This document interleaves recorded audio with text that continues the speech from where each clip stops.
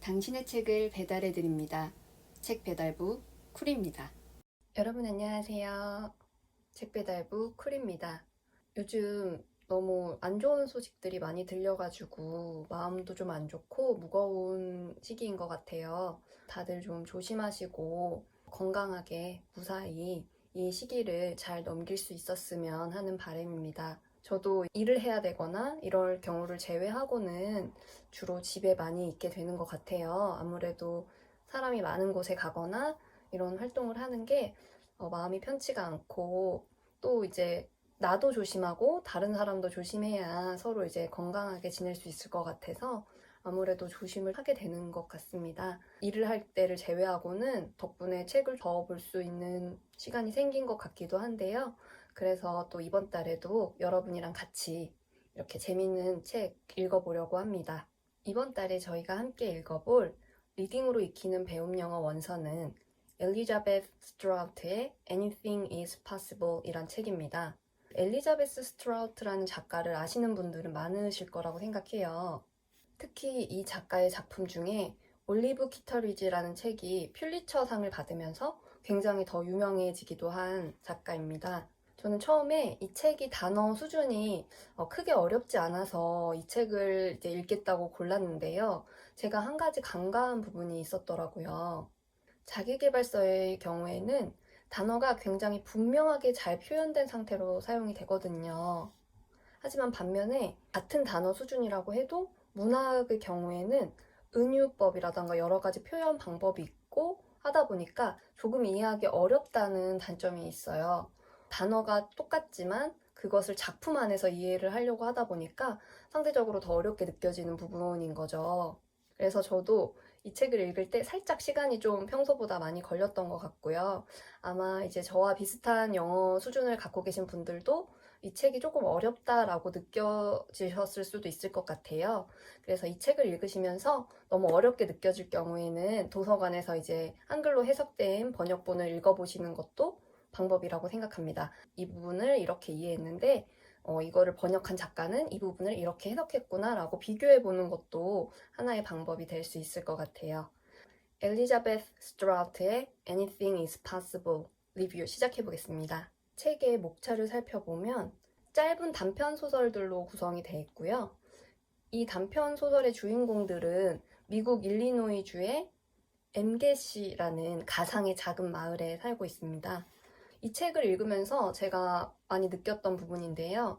엘리자베스 스트라우트의 전작인 My Name is Lucy Barton이라는 책이 있는데 그 책도 굉장히 유명한 책이거든요. 마치 그 책의 후편처럼 그 책에서 언급되었던 인물들이 주인공이 돼서 이 단편 소설이 엮여져 있다는 것을 알 수 있어요. 그래서 이 단편 소설을 재밌게 읽으셨거나 아니면 엘리자베스 스트라우트의 어떤 작품들을 조금 더 보고 싶으신 분들은 내 이름은 루시 바턴이라는 책을 읽어보셔도 좋을 것 같습니다. 그래서 이 책의 구성이 얼마나 재밌냐면 이 소설 속에서 뉴욕에 정착한 루시가 쓴 회고록 My Name is Lucy Barton이라는 소설이 직접 이 책에 등장하기도 하고 누군가는 이 책을 읽고 감동을 받기도 하고 시스터라는 그 소설 챕터에서는 그동안 고향을 한 번도 방문하지 않았던 루시가 17년 만에 오빠의 집을 방문하면서 서로의 진짜 얼굴을 알게 되는, 진짜 모습을 알게 되는 이야기가 마치 어떤 하나의 큰 연결고리처럼 이어지는 것도 확인할 수 있습니다. 그리고 이 소설의 아주 특이한 점 중에 하나는 각 챕터에 나왔던 주인공들이 다른 챕터의 소설에서는 조연으로 등장하기도 하면서 이렇게 서로 얽혀져 있는 이야기가 만들어진다는 건데요. 어떻게 보면 이게 굉장히 우리 인생이랑 비슷하지 않나? 이런 생각을 해봤어요.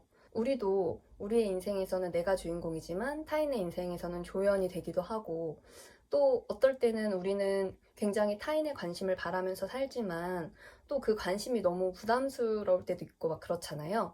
그런 어떤 우리의 느낌, 우리의 생활, 우리의 이런 태도를 이 작가가 이 소설 작품에서 어떤 큰 줄기처럼 그려낸 게 아닌가라는 생각을 해보게 되었습니다. 저는 이 여러 단편 소설 중에서 윈드밀, 그러니까 풍차라는 계속 돌아가는 풍차라는 챕터가 좀 되게 마음에 와닿았던 것 같아요. 풍차라는 단편 소설의 주인공은 고등학교 교사인 패티 나이슬리인데요. 병으로 남편을 잃고 그 다음에 이제 자기가 어린 시절에 자신을 버리고 떠났던 어머니를 돌보면서 살아가고 있는 주인공입니다. 그러면서 이제 이 주인공은 뭐 상처도 받고 뭐 평탄치 않은 일상도 겪고 막 이렇게 살다가 서점에서 My Name is Lucy Barton이라는 책을 이렇게 보게 되는데요. 남부러울 것이 없다고 생각했던 그녀가 어린 시절에 아주 지독한 가난과 학대를 받고 살아왔다는 그 이야기를 읽으면서 굉장히 감동을 받기도 하고, 아, 이렇게 치유될 수 없는 상처를 갖고 사는 게 나만 그런 건 아니구나 라는 그런 부분에서 위로도 얻고 이랬던 것 같아요. 왜 우리가 실은 그러지 말자고 하면서도 어떨 때는 다른 사람이 어떤 불행을 보면서 위로받기도 하고 또 다른 사람이 어떤 절망적인 상황을 극복하는 걸 보면서 희망을 얻기도 하고 이렇게 하잖아요. 그래서 이 패티 나이슬리 역시 그 루시 바턴의 책을 읽으면서 희망을 갖게 되는 그런 단편 소설입니다. 저는 이 부분이 되게 좋았던 것 같고요. 그리고 이 책을 읽다가 The Heat Thumb Theory라는 챕터를 읽으면서 되게 재밌는 부분이 있었어요. Heat Thumb Theory니까 엄지치기 이론이라는 말이잖아요. 그래서 엄지치기가 뭐지? 거기서는 이제 망치로, 새 망치겠죠. 망치로 엄지손가락을 아주 세게 내리치면 처음에는 내가 망치로 이 손가락을 세게 내리쳤다는 충격에 몇 초간은 통증을 잘 못 느끼고 그냥 깜짝 놀라면서 이상하다. 아, 생각보다 별로 안 아프네? 엄지를 내가 이렇게 새 망치로 내려쳤는데도 생각보다 충격이 별로 없네 라고 생각을 하다가 이게 몇 초가 딱 지나면서 어마어마한 고통이 몰려온다는 게 이 소설 속에서 말하는 엄지치기 이론이라는 거예요. 그래서 진짜 이것도 역시 뭐 어떻게 보면 우리가 어떤 큰 일을 겪게 되면 처음에는 그게 실감이 안 나서 그냥 뭐 괜찮다고 생각하기도 하고 아무렇지 않다고 생각하기도 하다가 시간이 지나고 이게 현실로 다가오면서 엄청난 충격을 받거나 뭐 시리에 빠지거나 이럴 때가 있잖아요. 그런 거를 또 이 소설에서 엄지치기 이론이라는 말로 이야기하고 싶었던 게 아닐까라는 생각을 해보게 되었습니다. 시스터라는 챕터에서는 루시가 오빠네 집을 방문하면서 이야기가 시작되는데요. 루시는 뉴욕으로 간 뒤에 한 번도 고향을 방문한 적이 없었던 거예요. 그래서 오빠는 이제 루시가 온다고 하니까 뭐 설레기도 했다가 막상 시간이 다가오니까 또 불안해지기도 했다가 공포스럽기도 했다가 이런 다양한 감정을 느끼는 과정이 묘사돼 있고 루시가 약간 도망치듯이 떠나서 고향을 등지고 산 거에 이제 불만을 표현하니까 루시 역시 자기가 갖고 있던 그런 불만들을 이야기하면서 세 남매가 뭔가 오랜 시간 쌓아놨던 어떤 갈등, 불만 이런 것들을 수면 위로 꺼내서 이제 이야기하면서 서로 이제 막 고통을 느끼는 이런 부분을 글로 담고 있었어요. 그래서 저는 요 세 챕터의 소설들이 좀 제일 많이 마음에 와닿았던 것 같고 제일 또 재밌게 읽었던 챕터인 것 같습니다. 저는 이 소설을 읽으면서 제일 좋았던 부분은 바로 타이틀이었던 것 같아요. Anything is possible. 우리말로 굳이 번역을 해보면 무엇이든 가능하다. 실은 이제 나이가 들면서 무엇이든 가능하다는 말은 믿지 않기도 하고 굉장히 의미 없고 공허한 울림처럼 들릴 때가 많아서 별거 아니다. 사실이 아니다. 라고 생각할 때도 많긴 한데요. 그래도 아직까지는 무엇이든 할 수 있고 무엇이든 될 수 있고 그렇기 때문에 우리가 이 인생을 살아갈 가치가 있다라고 생각하고 싶은 마음도 분명히 있는 것 같아요.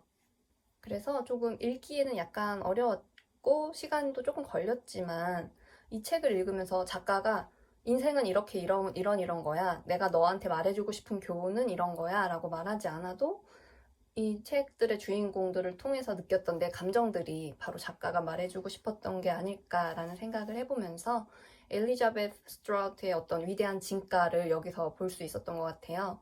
특히 이 책의 경우에는 2019년도에 작가들이 추천하는 책이라서 더 기대감이 컸었는데 역시나 읽어보니까 왜 작가들이 좋아하는지 알 수 있겠더라고요. 다만 저처럼 좀 문학작품은 아직 원서로 읽는 것이 좀 어렵다라고 느끼시는 분들은 조금 살펴보시면서 단편소설이니까 분량이 아주 많진 않거든요. 그래서 본인이 좀 흥미를 느끼거나 재밌다고 생각하시는 챕터 위주로 먼저 읽으셔도 좋고요. 그리고 나머지 부분은 뭐 한글로 번역된 부분을 읽으셔도 좋아요. 그러니까 꼭 이거를 처음부터 끝까지 내가 다 읽어야지만 나는 영어 공부를 한 거고 영어 원서를 읽은 거야 라고 생각하는 그런 부담감만 조금 내려놓으실 수 있으면 좋겠습니다. 그런 부담감이 없어야 영어 원서 읽는 게 짐처럼 느껴지지 않고 우리가 심심할 때 아니면 시간이 날 때 그냥 아무 생각 없이 책을 읽는 것처럼 영어 원서도 그렇게 가까이 할 수 있는 것 같아요. 오늘 저의 리뷰는 여기까지고요. 제가 블로그에 제가 인상 깊게 읽었던 구절이나 표현들을 좀 정리해서 올려놓을 테니까요. 궁금하신 분들은 블로그 글도 한번 읽어봐 주시면 좋을 것 같아요. 저희가 더 좋은 리뷰 할 수 있도록 구독, 좋아요, 알림 설정도 부탁드리겠습니다. 그러면 다음에 또 재밌는 리뷰로 돌아오겠습니다. 건강 잘 챙기시고요. 다음에 뵐게요. 감사합니다. 지금까지 책배달부 쿨이었습니다.